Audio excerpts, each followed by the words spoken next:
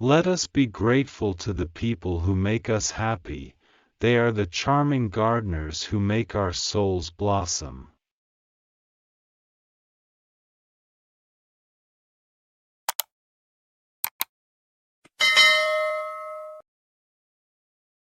The real voyage of discovery consists not in seeking new landscapes, but in having new eyes.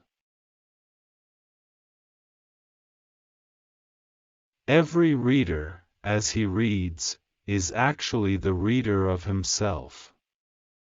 The writer's work is only a kind of optical instrument he provides the reader so he can discern what he might never have seen in himself without this book. Happiness is beneficial for the body, but it is grief that develops the powers of the mind. We don't receive wisdom, we must discover it for ourselves after a journey that no one can take for us or spare us. Like many intellectuals, he was incapable of saying a simple thing in a simple way. There are perhaps no days of our childhood we lived so fully as those we believe we left without having lived them, those we spent with a favorite book. Love is not vain because it is frustrated, but because it is fulfilled. The people we love turn to ashes when we possess them.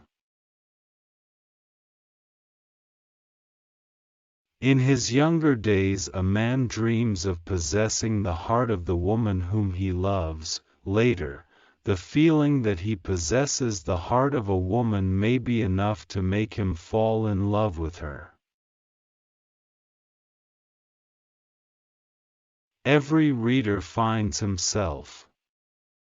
The writer's work is merely a kind of optical instrument that makes it possible for the reader to discern what, without this book, he would perhaps never have seen in himself.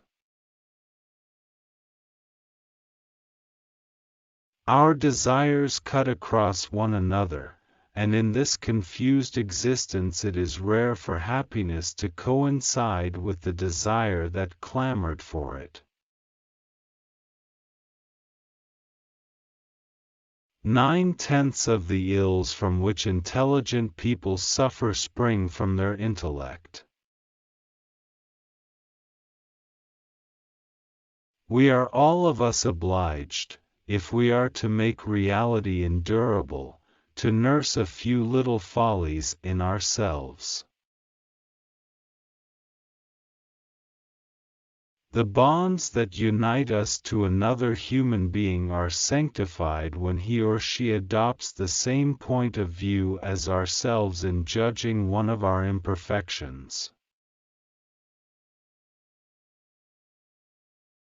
For, just as in the beginning it is formed by desire, so afterwards love is kept in existence only by painful anxiety.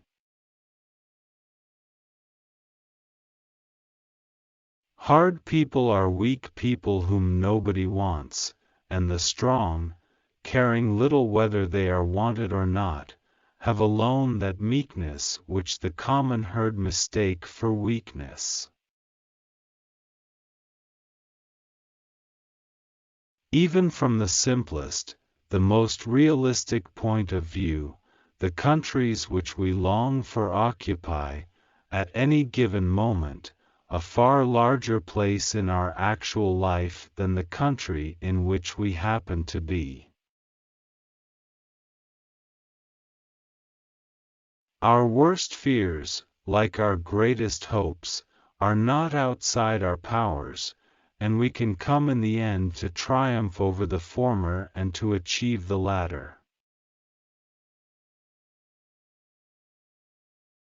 In my cowardice I became at once a man, and did what all we grown men do when face to face with suffering and injustice, I preferred not to see them.